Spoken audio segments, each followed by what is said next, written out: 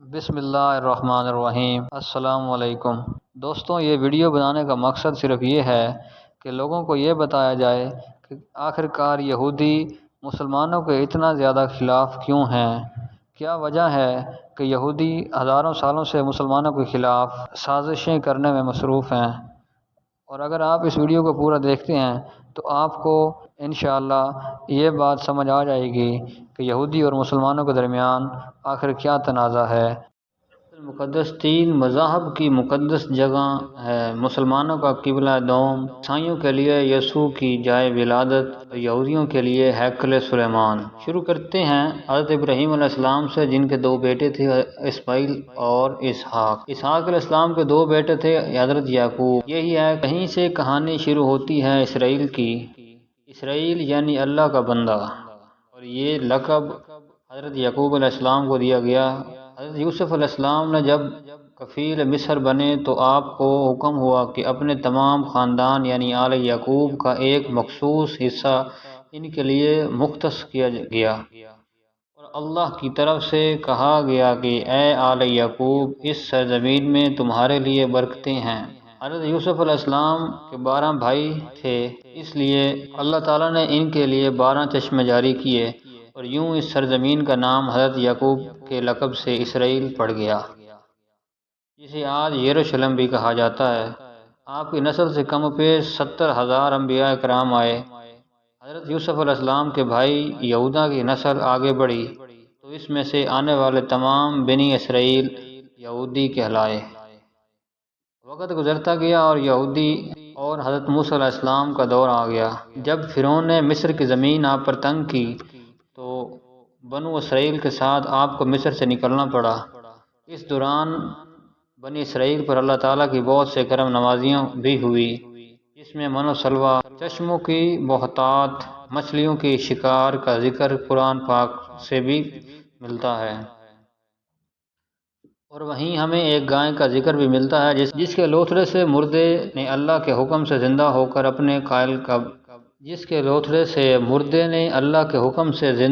کر اپنے قاتل کا بتایا۔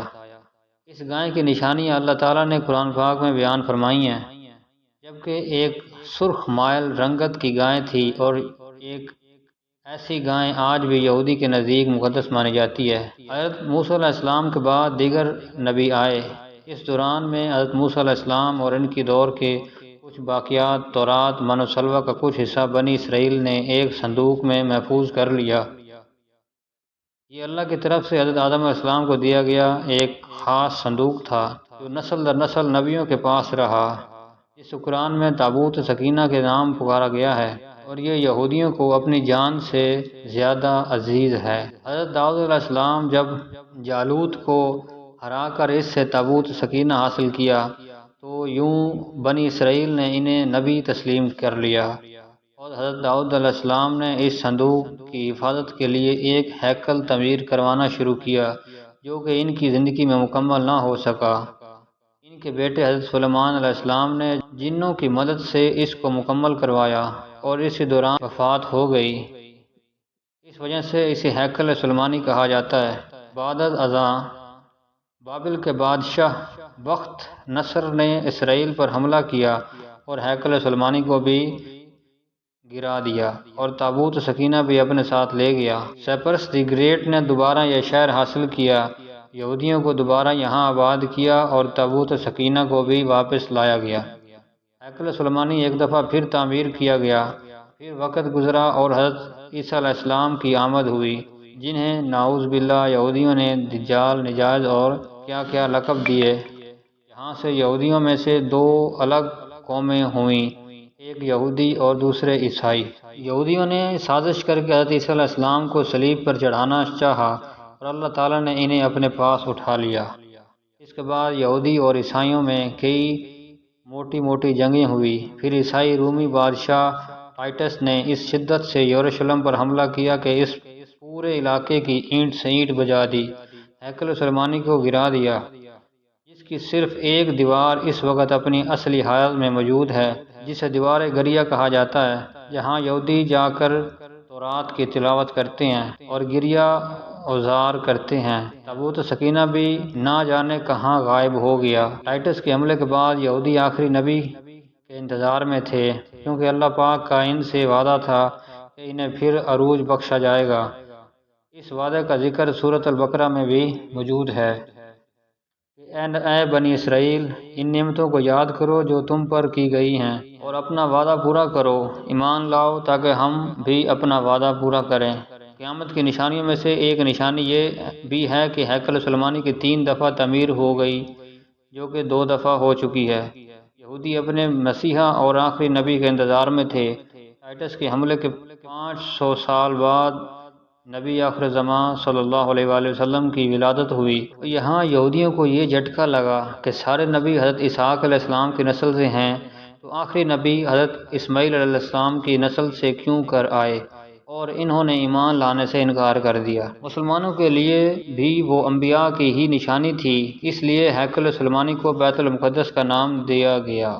اسلام کے آغاز میں یہودیوں کو قائل کروانے کی خاطر ہی بیت المقدس کی جانب منہ کر کے نماز ادا کرنے کا حکم ہوا، کیونکہ یہودی اسی طرف منہ کر کے عبادت کیا کرتے تھے۔ 17 ماہ بعد ہماری عبادت کا رخ بیت المقدس سے بیت اللہ کی جانب موڑ دیا گیا، کیونکہ مسلمانوں کا شروع سے قبلہ اول وہی رہا جسے پہلے حضرت آدم علیہ السلام اور پھر حضرت ابراہیم علیہ السلام نے تعمیر کیا۔ حضرت عمر رضی اللہ تعالیٰ عنہ کے دور حکومت میں اسرائیل یعنی یروشلم پر عیسائیوں کا قبضہ تھا۔ بیت المقدس کے ہی احاطے میں انہوں نے گرجا گھر تعمیر کیا ہوا تھا، اور عین تابوت سکینہ والی جگہ وہ گند پھینکا کرتے تھے۔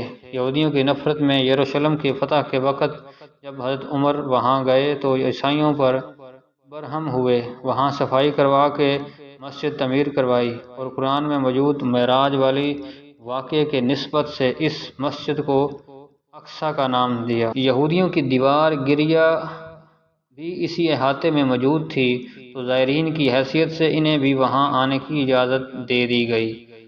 خلافت عباسیہ تک یروشلم ایک مسلم شہر رہا۔ اس کے بعد عیسائیوں نے دوبارہ یروشلم پر حملہ کر کے اس پر قبضہ کر لیا۔ صلاح الدین ایوبی نے عیسائیوں کے خلاف 50 سے زائد جنگیں کر کے بیت المقدس دوبارہ حاصل کیا، اور پھر 700 سال تک یہ خلافت عثمانیہ کے زیر سلطنت رہا۔ یہودیوں کو بھی دیوار گریہ تک اپنے مذہبی اقدامات کی آزادی رہی، اور یہودی آہستہ آہستہ پھر یروشلم میں آباد ہونا شروع ہو گئے۔ اس دوران میں کئی بار انہوں نے خلافت عثمانیہ کے سلطان کو پیسوں کے عوض یروشلم انہیں سونپنے کا لالچ دیا، لیکن ناکام رہے۔ اور پھر دوسری جنگ عظیم میں عیسائی سپاہی ہٹلر نے چن چن کر یہودیوں کو مارا۔ تقریباً 60 لاکھ کے قریب یہودیوں کا قتل عام کیا گیا، اور یہ در بدر بھاگنے پر مجبور ہو گئے۔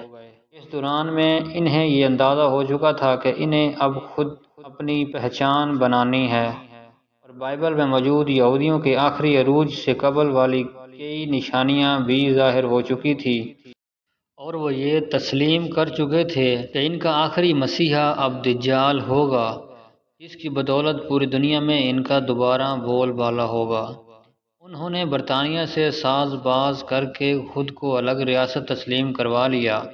یوں اسرائیل باقاعدہ ایک ملک کی صورت میں دنیا کے نقشے پر ابھرا۔ پھر آہستہ آہستہ انہوں نے فلسطین اور دیگر مصری علاقوں پر بھی قبضہ کر لیا۔ عرب ممالک اسرائیل کے خلاف جنگ پر آئے، لیکن اس وقت تک یہ خود کو اتنا مضبوط کر چکے تھے کہ عرب ممالک کو اس ایک چھوٹے سے ملک سے منہ کی کھانی پڑی۔